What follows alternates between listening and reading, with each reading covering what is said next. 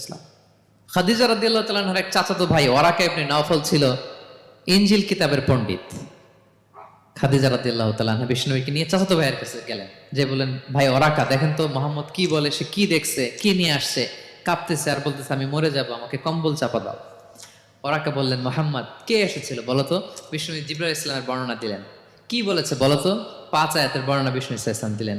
তখন বিষ্ণু ইসলামের কথা শুনে ওরাকা বলল, তোমার কাছে যে এসেছে ওহুয়ান নামুস, মানে জিবরিল, সে সব নবীদের কাছে এসেছে। মোহাম্মদ তুমি নবী হবা, তুমি কি হবা? তুমি নবী হবা, আখিরি নবী হবা তুমি।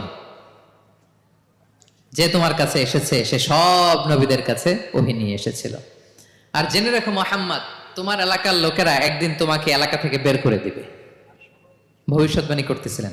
বিশ্বনবী বললেন, আওয়া মুখরিজিয়াহুম, আমার ভাই বেরাদার, আমার জ্ঞাতি গোষ্ঠীর লোকেরা আমার এলাকা ছাড়া করবে?